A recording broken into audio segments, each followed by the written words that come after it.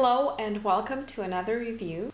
This time I will be reviewing the e.l.f. Studio 6-piece Geometric Eyeshadow Palette, and the one I have is in the second version. These palettes retail for $3 a piece on the e.l.f. website, and they come with 6 different eyeshadows in pans of different sizes and a small mirror at the top, and then one sponge tip applicator. They also come packaged in a rather large box, which looks pretty nice and would be nice for a gift. When you see the palette in the box, it makes you think that it's actually a lot bigger than it is, but this is actually quite a compact palette. So just to give you an idea of the size of the whole palette, this is how it compares to one of the e.l.f. nail polishes. So it's pretty much the same height and pretty much the same width as well. I don't have any major complaints in terms of packaging. It's pretty standard, solid packaging.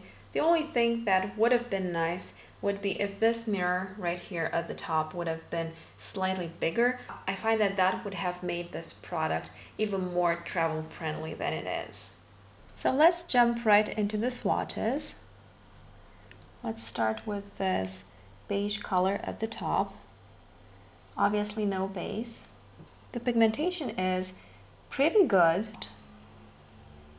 and they feel quite soft. Then next to it is a very pretty kind of bronzy brown. Then a gold, which feels a bit more coarse to the touch. This is the gold, and it's also a bit more difficult to pick up because of the shape it has.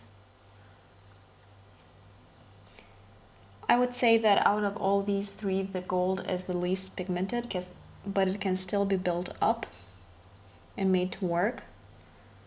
Then this white shade.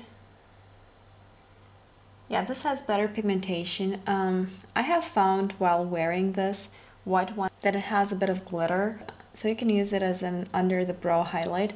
You just have to be pretty careful with it if you are not into the all glittery look. And the big brown shade down here.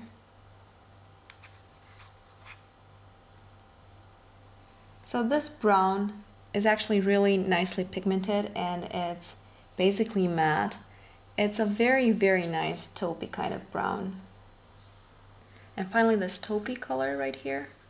Again, a bit more difficult to pick up with the finger because of the shape of the triangle, but actually not a problem to pick up with a brush. Very nice pigmentation on this one as well. This is a gorgeous, gorgeous taupey shade. I really like this one. So there you have again the 6 colors swatched. Probably the weakest pigmentation is this gold right here in the middle, and this is the one in the pan.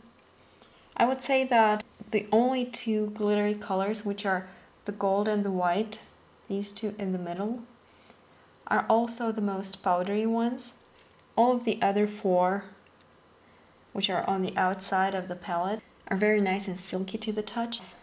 They have very good color payoff, both on the hand with no primer, no base, but also on the eyes, and I find that they last very well. I really do enjoy using this palette. I find that you can get quite a few neutral looks out of it, and they all look very pretty. So if you're not bothered by the fact that these 2 colors in the middle are not the best they could be, and this is particularly true of the gold, meaning that the color tends to be pretty powdery, so you will get quite a bit of fallout with it, which tends to be a bit more complicated when the color has glitter like these 2 have, because you may end up with glitters all over your face. But still, this white is quite usable as an under the brow highlight. If that does not turn you off from trying this palette, I will say that the remaining 4 colors are solid and they're very nice. I particularly enjoy the 2 last ones, and I like how pigmented this dark brown at the bottom is. For being a basically matte shade, I find that pigmentation to be excellent in a drugstore product. So if you are not put off by the rather subpar quality of the gold and somewhat the white color, I would definitely recommend checking out this palette for just $3. Thank you so much for tuning in. I hope that this review was helpful, and I hope to see you in my next video. Bye!